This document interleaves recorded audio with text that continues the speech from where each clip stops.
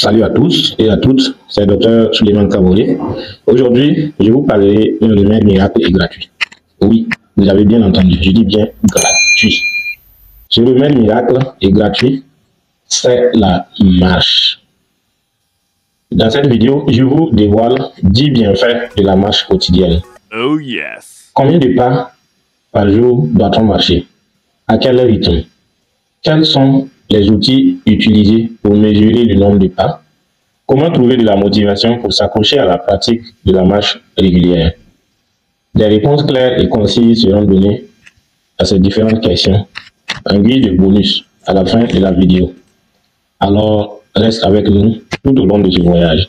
Premier bienfait de la marche. La marche améliore la santé cardiaque. La marche régulière renforce le cœur. Elle améliore la circulation sanguine et réduit le risque de maladies cardiovasculaires. Vous savez sans doute que notre quotidien motorisé, de la voiture à l'ascenseur, ne nous facilite pas la pratique régulière d'une activité physique. Alors, une grande majorité de la population sous-estime les conséquences du manque d'exercice physique à long terme. Le 29 mai 2013, une équipe internationale de plus de 150 chercheurs ont publié sur la question dans l'une des plus grandes revues médicales à travers le monde, c'est-à-dire la revue appelée The Lancet. C'est une revue mondiale qui regroupe les différents articles dans le domaine de la santé. Et les résultats sont très catastrophiques.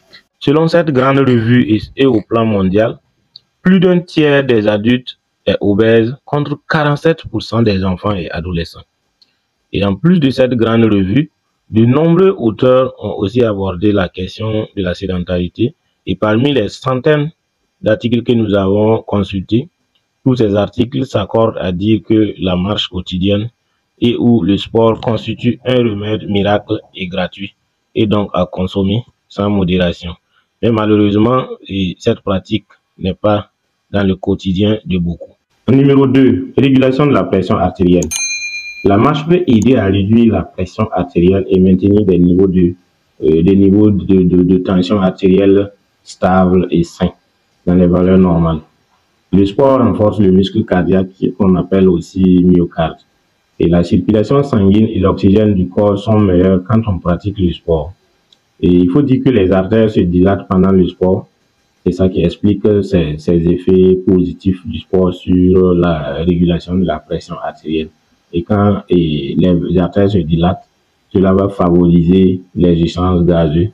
Et le cœur est alors plus riche en oxygène, y compris le cœur, le cerveau est plus riche en oxygène. Ce qui fait que souvent, quand on a un problème de concentration, on conseille le sport aussi. Parce que plus vous faites le sport, alors le cerveau va être mieux oxygéné. Et plus le cerveau est mieux oxygéné, plus vous pouvez vous concentrer, plus vous pouvez aussi mémoriser facilement s'il y a lieu de mémoriser quelque chose. Et plus le cœur est fort aussi, plus c'est bon pour le système cardiovasculaire. Et en ce moment, il se fatigue moins dans la vie de tous les jours. Et le myocarde est protégé en ce moment puisqu'il est bien oxygéné. Et toutes ces améliorations concernant le cœur contribuent à maintenir une bonne tension artérielle, c'est-à-dire une tension artérielle qui est inférieure à 14,9 ou encore à 140 mm de mercure sur 90 mm de mercure. Numéro 3, prévention de l'obésité et ou contrôle du poids. Il faut dire que la marche est un moyen efficace de brûler des calories et de maintenir un poids santé, c'est-à-dire un poids dont l'indice de masse corporelle est compris dans la normale, dans la fourchette normale qui est de 18 à 25. Et lorsque votre poids est dans cette fourchette, on va parler de poids santé. Vous pourrez éventuellement revenir sur certains aspects dans une autre vidéo pour que vous puissiez comprendre davantage. Il faut dire aussi qu'il y a un rapport que l'OMS a produit entre-temps et qui a souligné le lien entre une activité physique régulière et la diminution du poids et la diminution du risque de gain de poids. C'est-à-dire quoi? C'est-à-dire que plus vous pratiquez le sport, donc la marche régulière, et donc vous êtes enclin en tout cas à conserver votre poids dans la normale. Et à l'inverse, un style de vie sédentaire, quelqu'un qui ne bouge pas, voilà, quelqu'un qui ne bouge pas va augmenter les risques de prise de poids. Et de nombreuses études prospectives ont conclu que l'activité physique peut atténuer en fait le gain de poids au cours du temps, sans toutefois être à l'origine d'une perte de poids aussi, parce que ça aussi c'est un autre problème.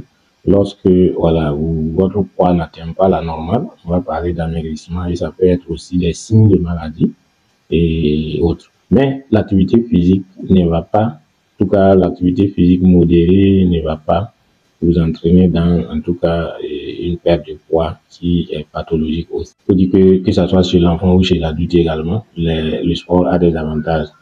Parce que de plus, l'activité physique régulière induit une diminution de la masse grasse, en fait. C'est pas la masse musculaire qui ça diminue, mais la masse grasse n'est pas forcément très utile pour l'organisme. C'est cette masse-là qui est réduite, ou du moins cette masse grasse qui est un peu toxique pour l'organisme là qui est réduite. Chez l'enfant obèse, par exemple, voilà, le sport va être très utile pour l'enfant obèse parce que ça va diminuer les anomalies métaboliques quand ce dernier-là fera du sport convenablement. Numéro 4, le sport améliore le bien-être et la qualité de vie.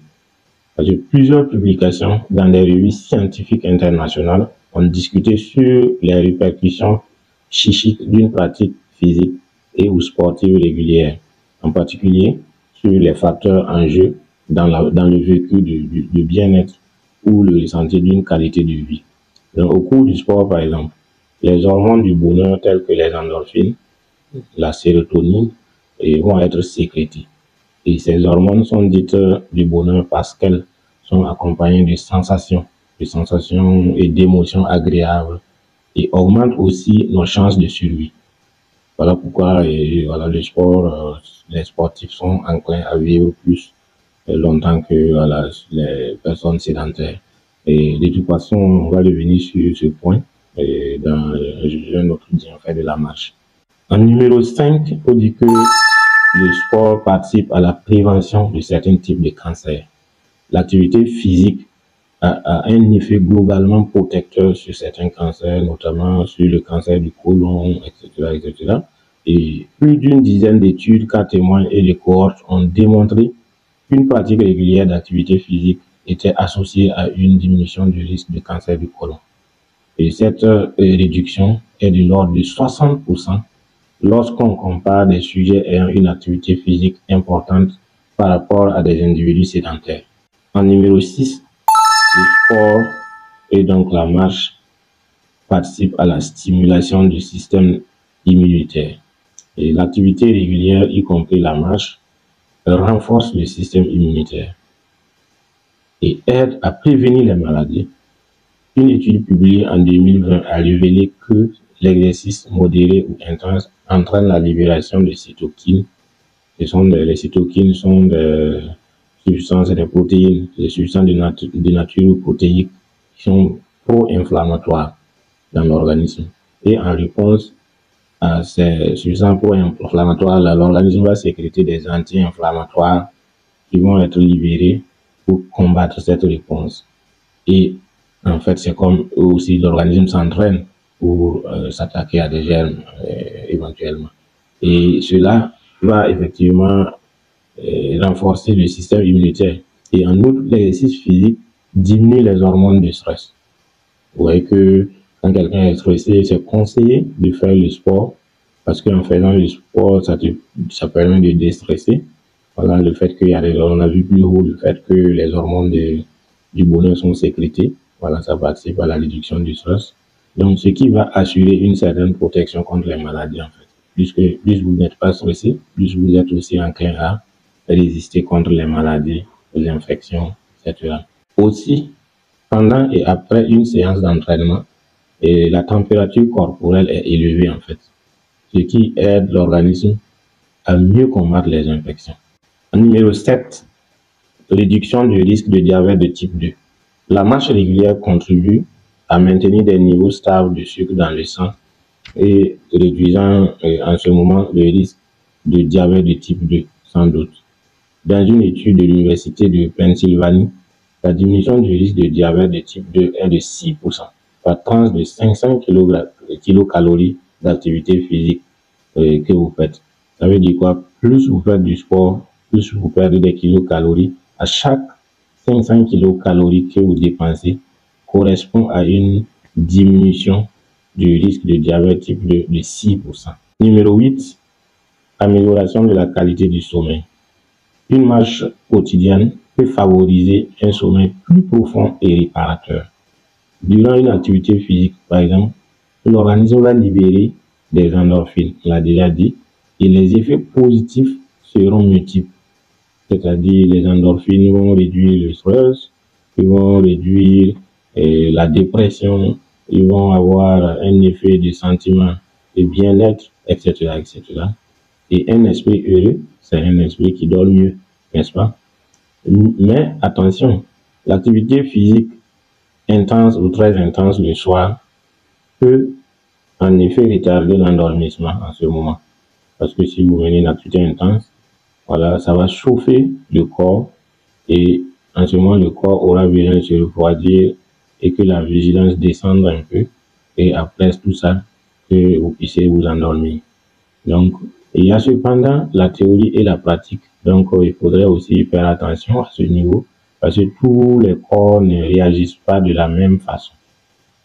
Voilà, la meilleure des choses là est de vous connaître vous-même, d'être à votre écoute et de comprendre les besoins de votre corps et ses réactions. Il faut dire aussi en numéro 9 que le sport améliore les paramètres lipidiques en diminuant le mauvais cholestérol et en augmentant le bon cholestérol. Il faut dire qu'il y a une étude qui avait été menée en France et les sujets qui sont entraînés là, que ce soit hommes ou femmes, et ces sujets-là ont un taux du HDL cholestérol. HDL cholestérol, c'est l'hypoprotéine de haute densité cholestérol, c'est-à-dire c'est le bon cholestérol. Les sujets sportifs ont un taux de bon cholestérol de 20 à 30% supérieur à ceux de sujets sains à palier sur l'âge mais sédentaire. Et on a pris deux groupes et l'autre groupe, et ils sont tous en bonne santé. L'autre groupe est sédentaire et l'autre groupe est actif. Et après l'étude, on a vu que le groupe, en moyenne, le groupe actif là, eux, ils ont un taux de bon cholestérol 20 à 30% supérieur à ceux qui sont sédentaires. Ce qui veut dire que le sport a réellement un impact positif, en tout cas sur la production du bon cholestérol. Et dans une autre étude qu'on a appelée méta-analyse, portant sur 31 études réalisées, c'est-à-dire chez les sujets normaux et dyslipidémiques, c'est-à-dire ceux qui ont des taux de lipides normaux et d'autres qui ont un taux de lipides anormal. Et l'exercice physique induit par rapport au placebo une diminution significative des triglycérides plasmatiques de 0,8 mmol par litre, du cholestérol total et des lipoprotéines de basse densité, voilà, et de 0,1 mmol par litre, et une augmentation du HDL cholestérol, c'est-à-dire le bon cholestérol, de 0,05 mmol par litre. De plus, la pratique régulière d'une activité physique permet de prévenir la progression ou de diminuer la sévérité des lésions artéromateuses coronariennes.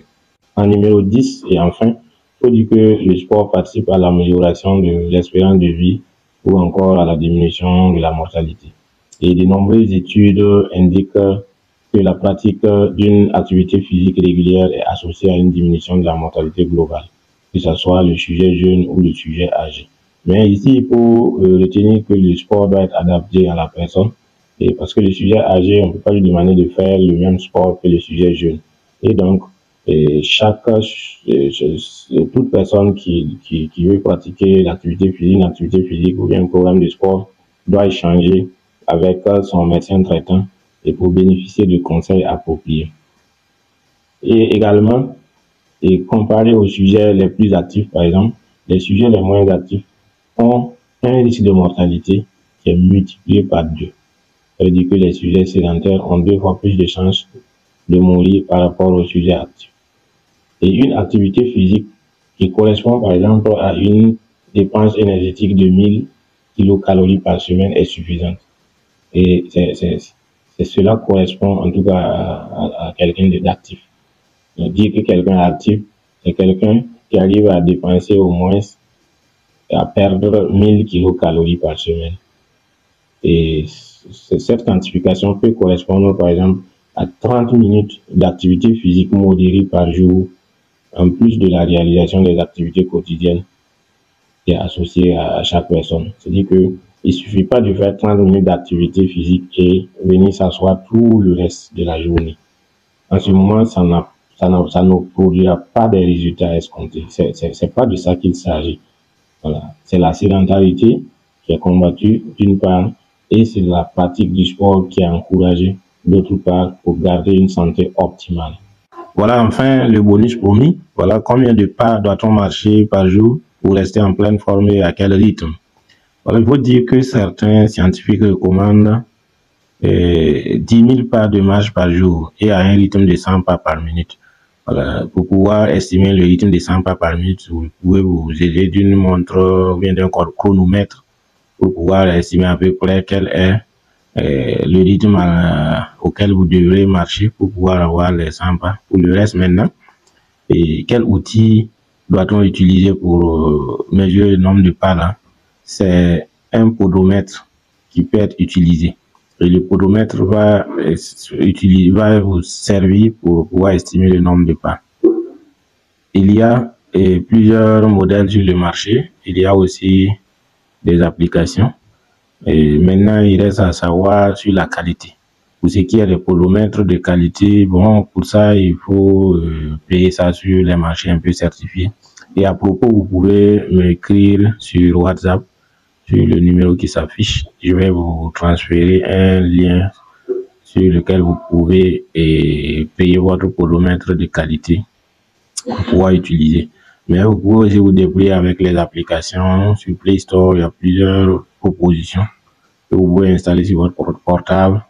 Et cela veut dire que le portable doit être sur vous quand vous marchez pour pouvoir estimer le nombre de pas. Et c'est l'application qui va juste compter le nombre de pas que vous avez fait. Et si vous tournez très souvent le portable avec nous, donc le matin, après avoir été au service et le soir à la maison, si on voit qu'on n'a pas atteint les 10 000 pas de la journée, bon, on peut essayer de marcher nous-mêmes pour compléter. Voilà, si on arrive à faire cela 5 jours d'affilée sur 7, c'est déjà pas mal. Voilà. Et comment trouver de la motivation pour s'accrocher à la pratique de la marche régulière? Voilà une grosse question. Et chacun y va de soi. Il y en a qui naturellement aiment marcher. Là, il n'y a pas de problème. Mais si vous n'aimez pas habituellement marcher ou bien vous n'aimez pas le sport, il faut essayer d'identifier d'abord le type de sport, quelque chose dans le sport qui vous plaît. Il y en a qui aiment porter un type de chaussures voilà, pour aller à la marche ou bien aller au sport ou bien jouer au ballon. Si, par exemple, dans tout ça, il y a quelque chose qui vous plaît, même si c'est un petit truc, vous vous accrochez à ça et puis commencez. Et commencez toujours petit pour grandir. Ne pas vouloir dès le premier jour vouloir des résultats. Et on peut commencer petit et évoluer doucement. Ne pas vouloir exagérer dès le premier jour et puis après on a mal et on abandonne. C'est souvent pas trop nécessaire en ce moment. Parce que c'est la régularité qui permet d'avoir des résultats escomptés. Donc, vous pouvez, par exemple, vous récompenser quand vous avez des résultats. Voilà. Si vous atteignez un certain nombre de niveaux, vous pouvez vous offrir ce qui vous plaît, vous récompensez vous-même. C'est des petites astuces comme ça qui peut aider effectivement à rester dans l'endurance et de poursuivre. Il y a également l'effet de groupe. Voilà, s'il y a la possibilité de vous entendre en groupe et mutuellement vous allez vous motiver pour pouvoir faire à un moment donné. Il y en a qui chaque matin, des voisins par exemple, chaque matin à 5h30 ou bien ça dépend de à quelle heure vous travaillez. Et ça peut être à 6h. Vous pouvez vous donner une heure de truc. Vous pouvez vous entendre sur une heure et chaque matin très tôt. À cette heure-là, ceux qui vont oublier vont être rappelés si vous entendez pour ça. Voilà, à cette heure-là, ou bien vous pouvez mettre le réveil. Et à cette heure, tout le monde se retrouve à un point précis et bon, on marche 5 km, voilà, et puis on revient se laver pour aller au travail. Voilà, merci. C'est un peu ces astuces que je voudrais partager avec vous. Chacun peut mettre ses astuces aussi en commentaire. Voilà, et pour que nous tous nous puissions profiter. Mais pour finir, on dira que intégrer la marche dans notre routine quotidienne est une façon simple et accessible d'améliorer notre bien-être global. Il est toujours recommandé en tout cas de consulter un professionnel de la santé avant de commencer un nouveau programme d'exercice, surtout si vous avez des préoccupations médicales. Allez, à bientôt et n'oublie pas de t'abonner sur la chaîne. Je vous dis à la prochaine.